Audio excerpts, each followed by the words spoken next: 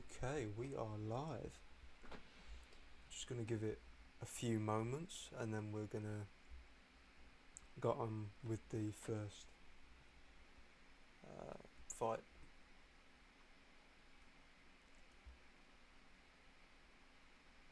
So, just check everything's working.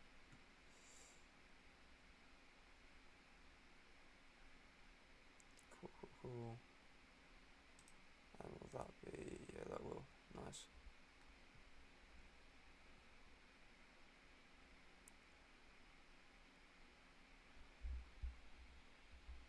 Okay, I think everything is going well.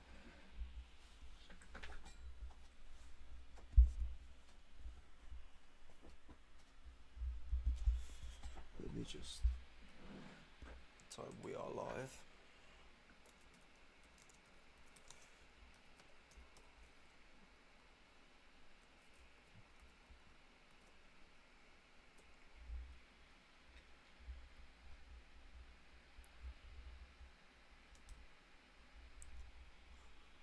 Well, that's wonderful. Right. Just to make sure, can I be heard? Like, am I?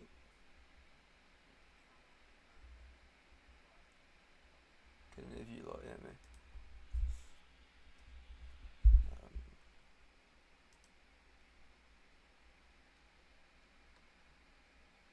Yeah, mint. Right. Okay, I see no reason not to get straight into it. Right, so the first fight we've got is MQ Money versus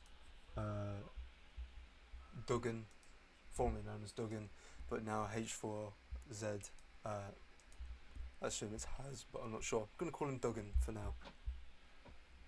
So, I believe MQ Money is using a kickboxing sniper calf, and Duggan is using Kevin Holland.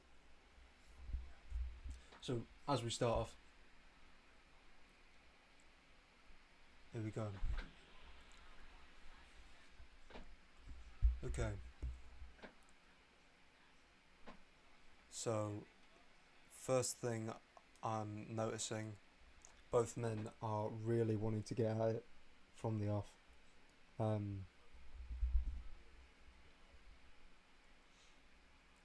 We're seeing MQ Money keep it relatively simple with the jabs, the straights, and the simple leg kicks. A similar approach from Duggan, actually.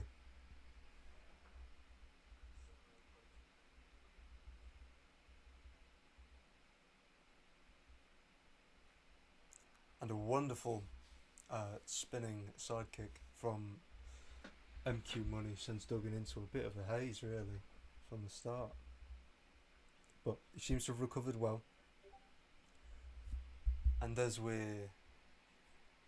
I say that, MQ Money goes for a huge takedown.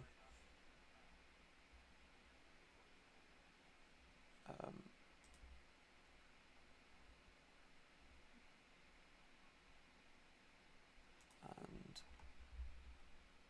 he takes the back and a bulldog choke. He threatens.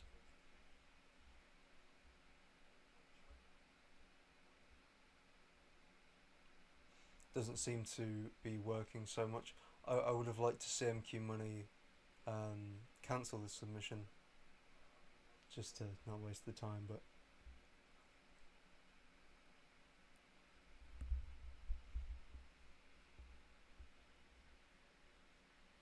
Duggan moves straight into sprawl.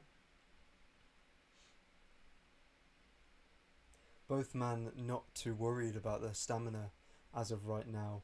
MQ Money having slightly better stamina control up to this point.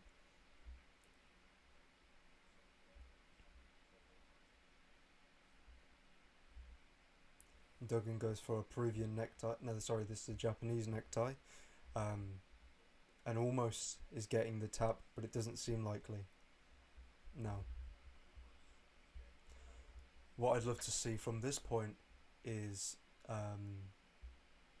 MQ Money moving away from submissions, and I'd love to see Duggan standing up, just to try and get some sort of, uh, just to get some sort of likeness in from the judges for this round.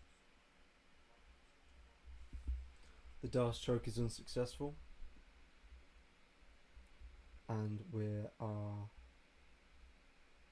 in backside, and that's the end of the first round. During this first round, it's I believe the only real determiner for that round was this very spinning kick, um, being the only large amount of damage landed during the round, being a stun for MQ Money on Duggan. Nice showing of respect. So I believe MQ Money won, but not by too much. The submission attempts may have pulled him over the line as well. But it's a new round. Anything can happen.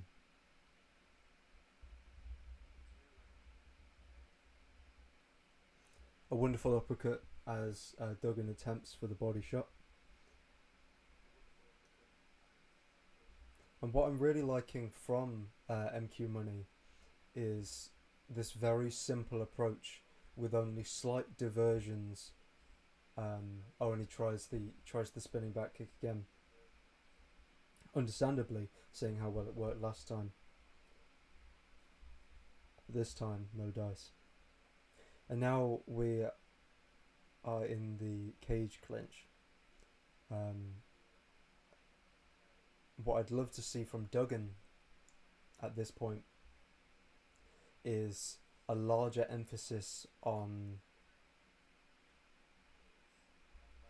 a consistent usage of stamina, because as of now we've only particularly seen a few strikes that Duggan will land, and then he will wait for his stamina to come up.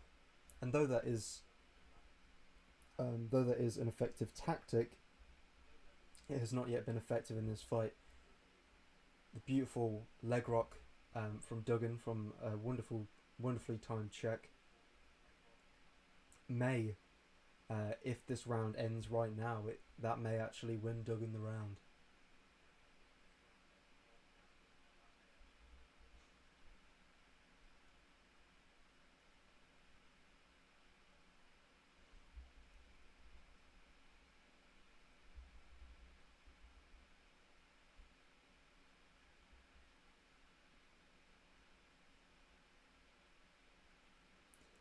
But a beautifully timed spinning sidekick just as Duggan was coming in, drop down, and most definitely wins MQ Money this round. That was a wonderful bit of head movement from Duggan, but he just didn't have the faculties to capitalise on the advantage he had gained. And we see this Kimura attempt from MQ Money. Though there isn't much of a stamina differential, there is definitely a hole to be seen in Duggan's submission defense here. I believe that's what MQ Money was attempting to capitalise on from the start.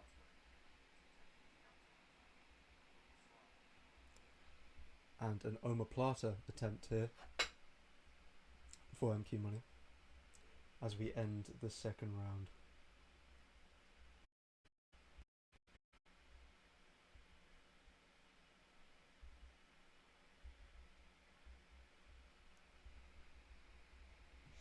This second round, it was relatively close, and I believe the round was actually going to Duggan, at least in my opinion, until this massive spinning side kick just as Duggan is attempting that rear leg kick.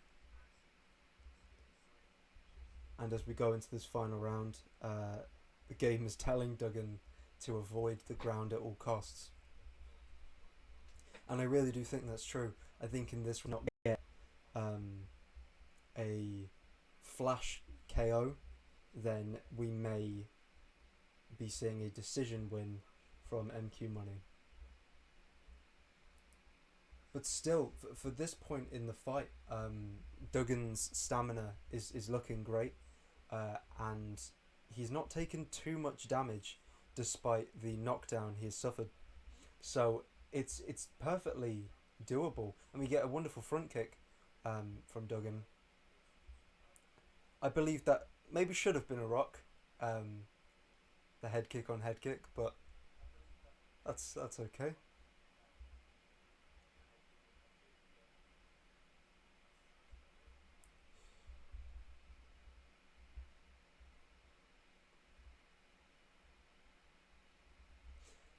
What I'm enjoying from MQ Money's game as he takes him down in a wonderfully powerful fashion is from the start, MQ Money was throwing multiple leg kicks, really trying to damage the leg. But during the second round, he seemed to have lost that intention. But now it seems it's back and in full force. And I truly believe if MQ Money is to be persistent with those leg kicks within these last 2 minutes, he could get a very, very influential um, leg rock and maybe even a knockdown, which would most definitely sway the judges. But as I'm talking on the importance of leg strikes, Duggan has switched stances, actively negating the threat of the leg strikes. There was a nice rock there from MQ Money from a wild overhand into a Peruvian necktie. Now, Peruvian necktie is a great submission, but because there is a complete lack of a stamina differential, I do not have confidence that this is going to be too effective. And as I say that, Duggan breaks out. But now we're holding side control. Duggan seems to be moving at a relentless pace on the ground. So what I'd love to see from MQ Money is to just stay still and and focus on denying the transitions instead of countering them with his own submissions. Because evidently that hasn't particularly been working. And Duggan takes his back. I'd love to see him hold this for a few moments. He doesn't. Could have been a wonderful opportunity for a rear naked choke, but there's 10 seconds left in the fight. It really does not seem like there's any way this fight is ending other than a decision. And no, in my personal scorecards, it's quite a clear victory for MQ Money. 10 nines on each round. Just a clear 30-27. And a decent showing from both men.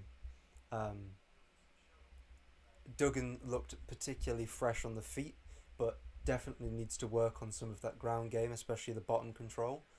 And MQ Money looked particularly strong in shot selection, yet lacked defensive grappling.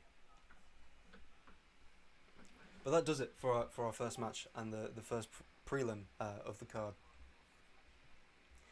I believe our next fight is, yes, it's coming from the PlayStation. That first one was from the Xbox. This one's coming from the PlayStation. Off the Chain 615 versus Roscoe 87. So we have Off the Chain, not too versed on the ground, and a created fighter from Roscoe. I believe a Jiu-Jitsu Vanguard, if I remember correctly. And as we're going in, I'm looking to see, because of the match, really on ground and holding him there.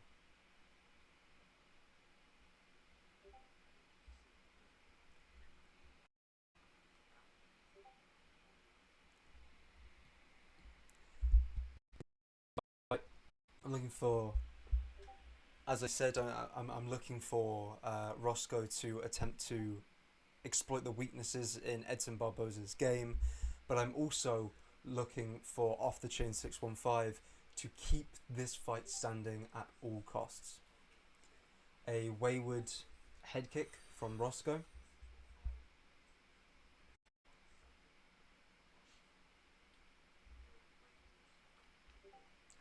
Both men's stamina management so far seems relatively decent.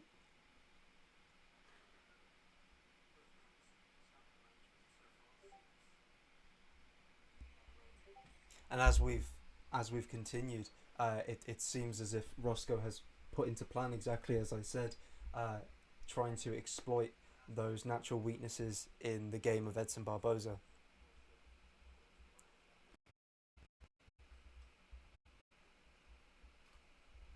Again, I for the time now we've seen Roscoe throw a rather wayward spin, one of which has landed to the block, but these are definitely going to be taxing on the stamina.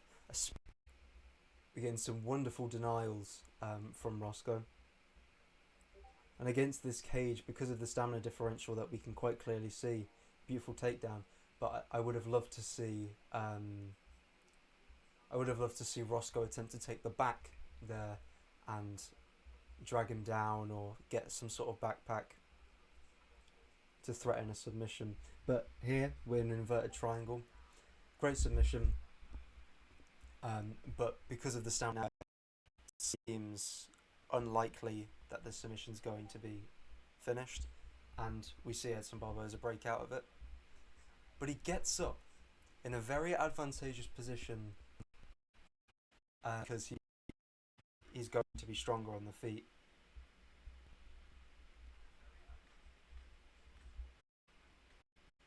A lot of punches in this ground and pound of Roscoe. Uh,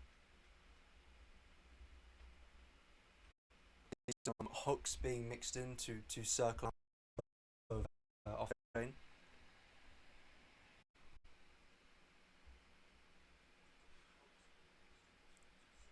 But going into the second round, we've seen the leg kicks of Edson Barboza wonderfully. I believe each leg kick has landed as of yet, but we've seen the offensive judo of Roscoe being used to full effect with multiple trips and both men, with the main difference being that left leg health of Roscoe as he takes him down. But this leg health, I can imagine it will become rather deaf if it's left unchecked because of how leg health relates to a fighter's ability to take them down, to control them in some sort of grappling exchange. So I'm really looking Roscoe for these leg kicks to him by off the chain. And we're in a similar position from before, and off chain defends it this time. And it seems as if the offensive wrestling of Roscoe is just getting a bit too much for off the chain. And there we see a wonderful example. Benefits of wrestling a bit less known because of the constant that Roscoe is partaking in. It's forcing off the times. These leg kicks are really getting through them. And this opens up the head as a potential target for Roscoe. But the legs are definitely becoming an issue, especially to put as much pressure.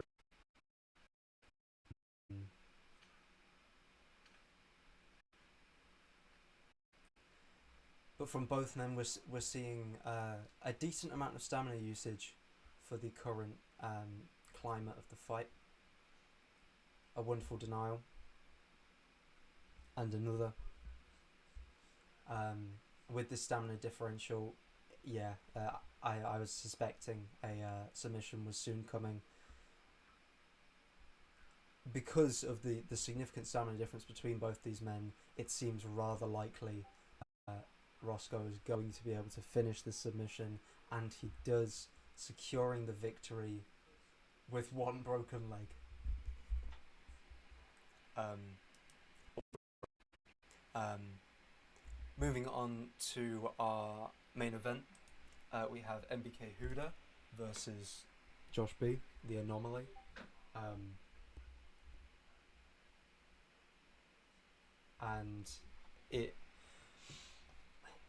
this fight is and this fight is between a 4-star Conor McGregor in the featherweight division and I believe a balanced virtuoso calf uh, from MBK Huda. And going into the fight, what I'm wanting to see from both these men is I'm expecting Josh B to try and keep the fight standing, as he is Conor McGregor, and I'm expecting the balanced virtuoso calf of MBK Huda to really put a focus on every force the clinch, trying to force the takedowns, and right from the start we're seeing just that. We're seeing MBK Huda attempt to force the takedowns and some wonderful head damage from Josh B. And a rock within the first 20 seconds of the fight and a drop. But it seems MBK Huda has recovered rather well. Um, Seeing a very good amount of leg work here from Josh B. I can imagine if this goes into the third round, we will see this leg work really come into practice. As we enter the ground, we're seeing a slight stamina differential between the two men, but that seems to have been rectified through just a little bit of patience.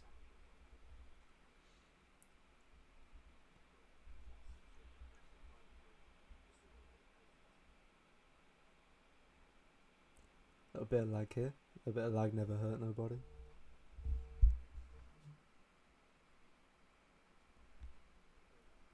The ground and pound of MBK Huda as of yet has been absolutely wonderful to watch.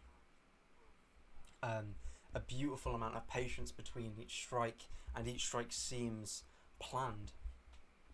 Uh, as we are trapped in sprawl here, it seems Josh B is going to wait for the referee. No, he doesn't. He uses a beautiful pull leg sweep into side control.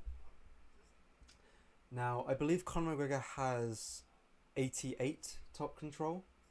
I don't know how that compares to the calf's bottom control, but as it seems more logical for Conor McGregor to attempt to get up from such a position.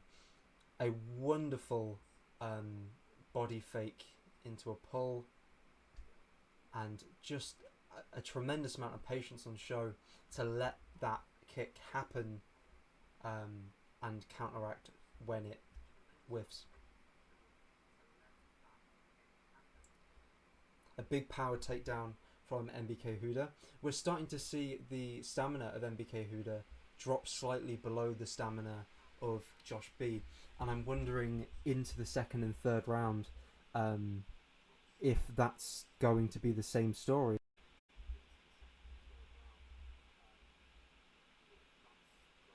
And Josh B pushes him up against the cage. Even with Conor McGregor, I'd love to see Josh B attempt to take the back of MBK Huda. A wonderful up kick, just as MBK Huda attempts to finish the fight. Well, not finish the fight, but jump on top. We've seen Josh B slightly let go of that leg work, and a beautiful spinning heel kick and a knockout. I'd love to see a replay of that. Starting, the entire sequence was gorgeous, but starting from that beautiful spinning heel kick that came from the lead leg side kick fake, and moving into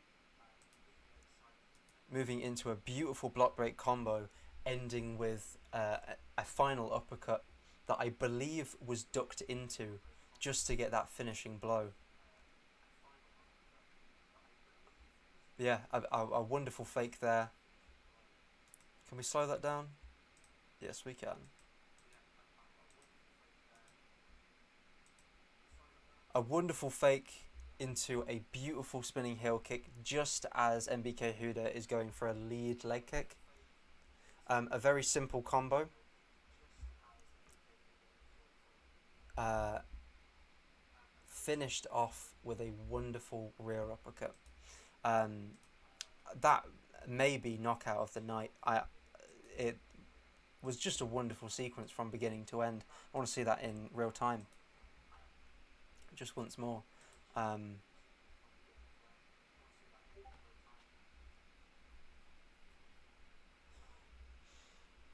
so we get the wonderful fake to the spinning heel kick just here, which lands effortlessly, um, and the block breaking combo was just wonderful. What that if we're including the kick, that was an 8 shot combo to end with. Just a wonderful showing. Um, Next, we've got our first main event, our Xbox main event, being uh, being Leglock Trash versus Easy Work GG. Now, with this particular matchup, Yarn versus Davlishvili, uh, it seems, though Yarn is a jack of all trades, I would say that that Easy Work here has a slight advantage in especially grappling. So I'm really interested to see if Easy Work takes a tremendous amount of emphasis, puts a tremendous amount of emphasis into his grappling game to try and take advantage of those slight stat differences. As we begin the fight, we get a nice showing of respect, a wonderful touch of gloves, and a bow from Easy Work.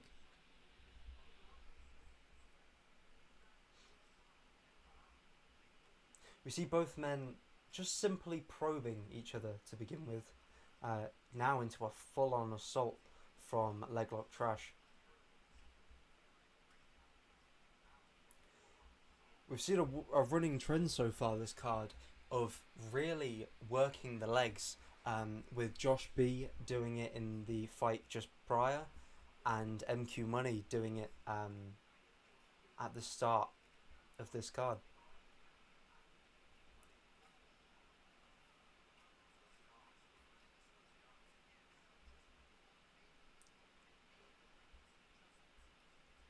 A wonderful lead leg kick feint into a straight just to misguide Leglock Trash.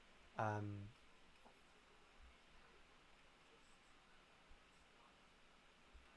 and again, he employs it multiple times. This seems to be a weapon Easy Work tends to use, and a wonderful drop on the pull straight.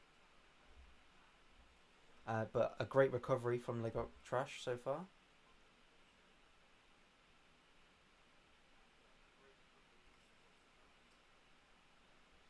We're seeing this leg work really take its toll now, as Leglock Trash is beginning to have slightly slower movement and his animations are changing ever so slightly.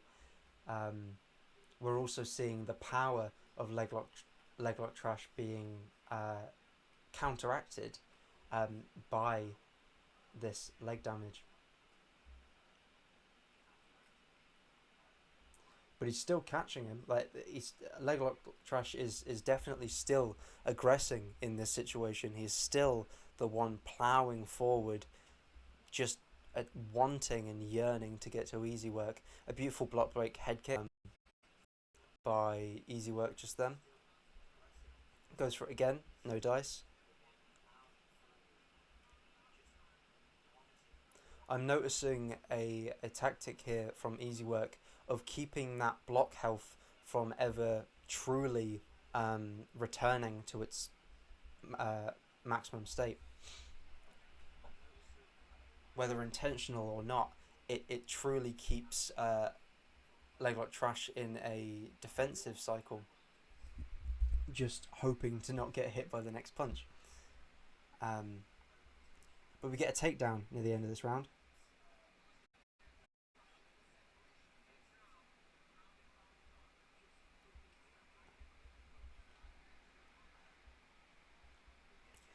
Overall, I would definitely give that round to Easy Work, um, mainly because of the leg damage inflicted and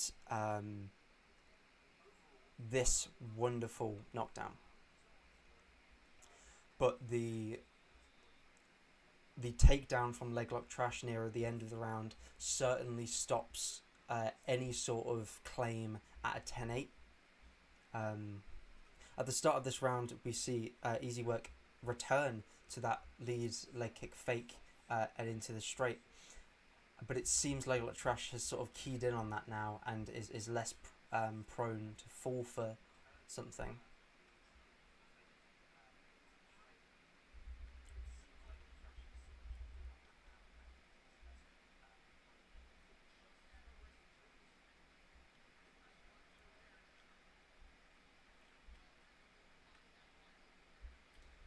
At the beginning of the second round, we're certainly seeing a larger emphasis on body work from Easy Work, which is truly the only thing I would have asked for in that first round.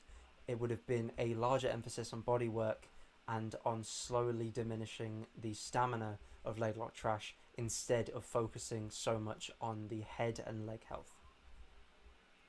But we're seeing that adaptation being made by Easy Work as we come into the second round, and I can only imagine that if we move into, let's say, the fourth round and he keeps it up with this level of body work, that Leglock will not be able to um, will not be able to push out as many combos as he currently is or did in round one.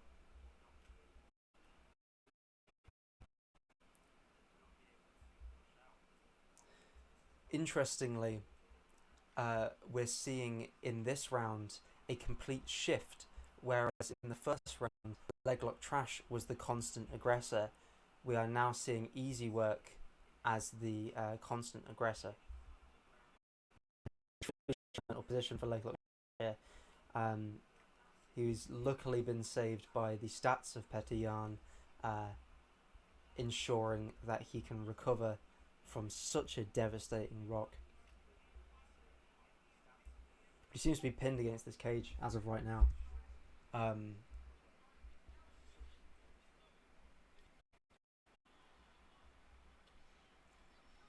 and just like that, as John Anik just said, and just like that, it's all over. Almost in a flash, we see two or three strikes land that just finish it off. Um, if that uppercut would have connected, who knows? Maybe it would have been a flash KO with no chance of recovery.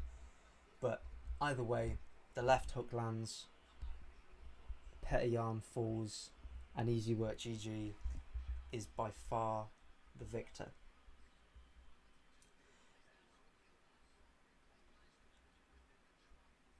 What we didn't see from what we didn't see from Leglock that I wish we could have seen was a bit of a stronger emphasis on grappling. He realised that the striking just wasn't going to cut it. Um, but either he was overcome by the pressure or whatever the reason may be, uh, Leglock Trash chose to exclusively strike during the entire fight, which slowly but surely let Easy Work become the victor. And our final fight of the night is the PlayStation main event between uh, Farukovo and Thunder Up 25. So, what I'm wanting to see from this particular matchup, being in lightweight, Matuz Gamrot versus Dustin Poirier, I'm really wanting to see Dustin Poirier being Thunder Up, I believe. I'm really wanting to see Dustin Poirier have a strong emphasis on keeping the fight standing, and I'm looking to see Mateusz Gamrot or Favorkovo, sorry. I'm looking to see him try and mix it up and try to exploit that 88 bottom control of Dustin Poirier. I'm seeing a lot of similarities between this fight and the fight between Edson Barboza and the calf of Roscoe 87. Um,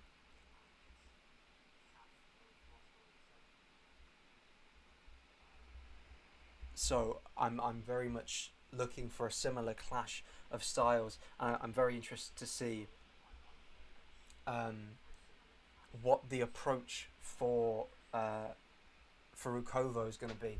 Is he going to be attempting to exploit that 88 bottom control, or is he extremely confident that he can match Dustin Poirier on the feet? Beginning, we're seeing Thunder Up play a relatively defensive game, really putting an emphasis on staying away from his opponent. And we're seeing Forokovo really push and aggress, and because of that back foot that Dustin Poirier was on, um, I can see that it made it slightly easier to take him down. Now we found ourselves in sprawl. I'd like to see, because of the disadvantages of the 88 bottom control of Dustin Poirier, I'd like to see Thunder Up particularly use that rubber guard in full guard, but also just use the safest transitions at all time. Like when he was in sprawl, I would have preferred if he had gone down into half guard, really to just make the situation a bit less detrimental to his body health. But as it stands, it seems Thunder Up is going for usually the fastest transition, but sometimes he's instead leaning more towards slower transitions, which really don't help him out, especially with his bottom game stat.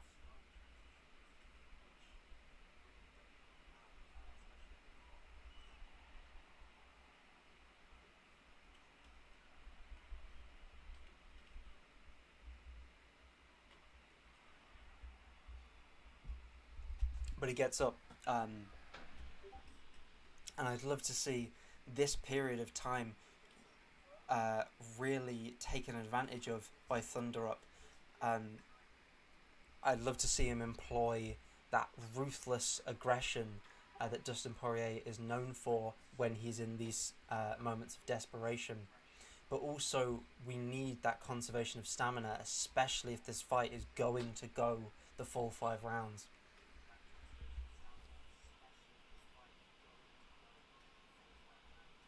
But we're still seeing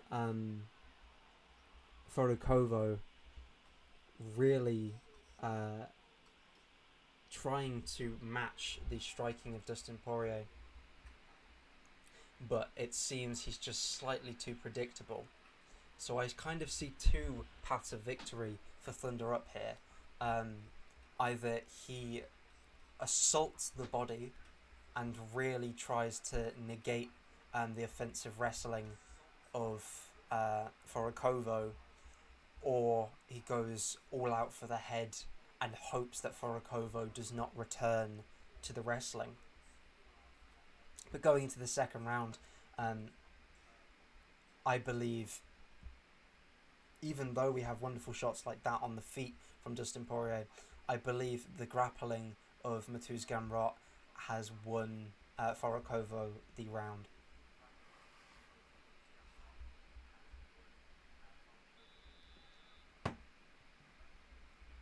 And into the second. Again, a nice showing of respect. We always love to see that. But again, like the beginning of the first round, we're seeing Mateusz Gamrot really push Dustin Poirier here, and that leads to him slowly but surely getting the takedown. He builds GA, but it's slightly too predictable with his transition and gets flipped. Now from this position, I would have liked to see Thunder Up get some wrestling back, make the scorecards look a bit more even, in control time, definitely. But instead, both men choose to stand up, and Forokovo pushes for another takedown.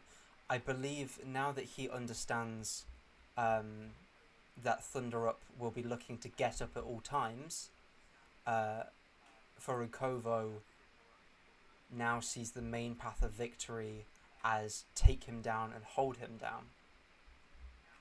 Almost a GSP style to the fight. We're seeing some nice and patient ground and pound and a beautiful pass into half guard. But I'm looking to see Forokovo play a bit more defensively in terms of grappling. There we are, a wonderful denial. And he almost takes top mount. But again, Thunder Up attempts a much longer and lethargic transition, which just won't work because of the significant disadvantage he's at in terms of stats between Gamrot's top control and Dustin Poirier's bottom control.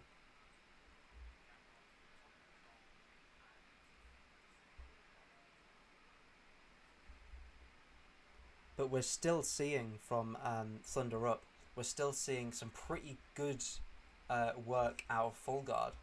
So I'd love to see him force a rubber guard, maybe flip that into a top mount or something to that effect, just to really turn the tables and, as I said before, get onto the scorecards that both men are looking for control. Because as it's by the end of the fight, we're going to see on the scorecards Dustin Poirier with very minimal control time compared to Mateusz Gamrot. And the referee stands them up from sprawl. And we're seeing by the end of the second round a significant is all of his movements to being that just little bit slower, which I think will severely work in the detriment of him and into the favour of Forokovo by the end of this fight. Because, of course, if your opponent has less stamina and you're on top of them grappling them, it just makes it so much easier.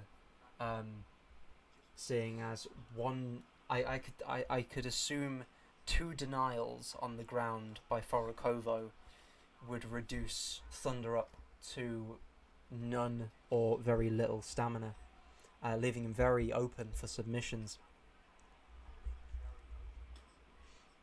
So if I was Forokovo here, I'd really be trying to force back sitting, some sort of back position, so I can cinch in some kind of rear naked choke and hopefully finish this fight. But some beautiful body work just to back the excess usage of stamina that he's noticed in Thunder Up.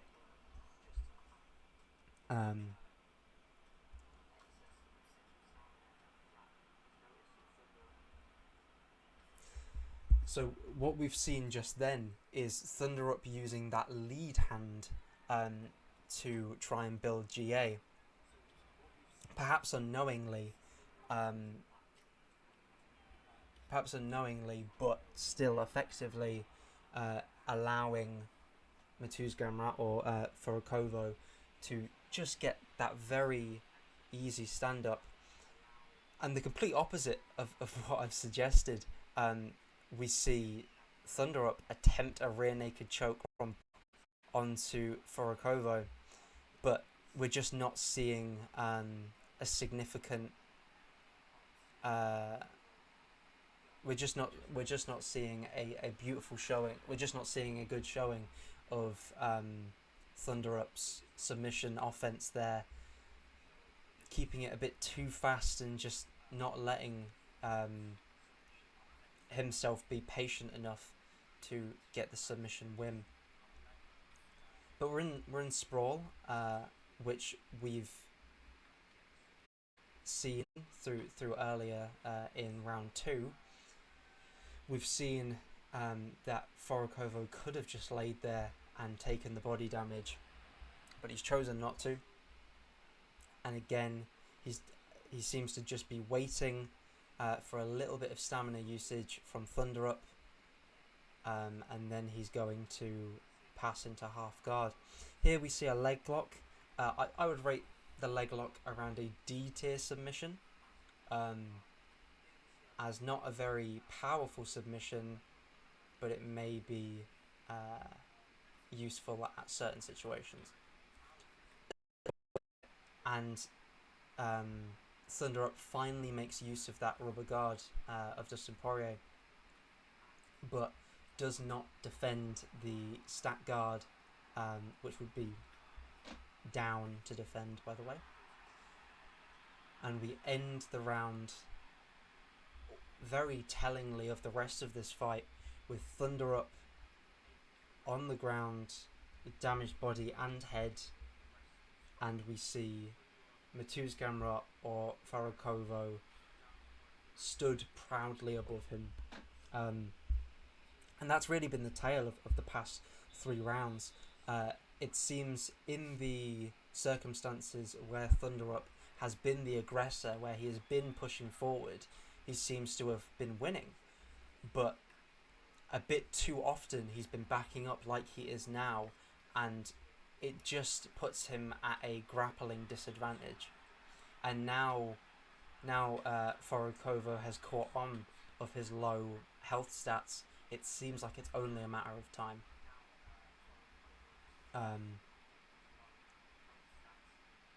Both men attempt to transition, but because of Thunder Up or Dustin Poirier's very limited stamina, it just wasn't fast enough.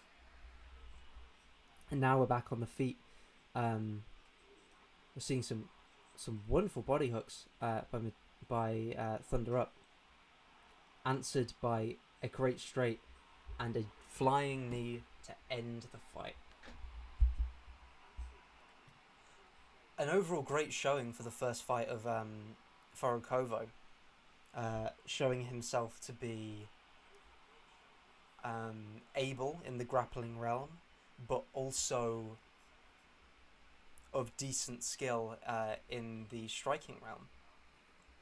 I'd be very excited to see both men's next fight. And that about does it. We have 5 fights for this event. We were scheduled for 10, but some of them fell through for certain reasons and some of them fell through for other reasons. But the next card will definitely have, now we have a higher amount of members, there is a definite chance that the next card will have a much higher schedule to performing rate. Here we had 50%, but I can assume the next one is going to be at least 80%. Again, the next card is going to be 10 fights.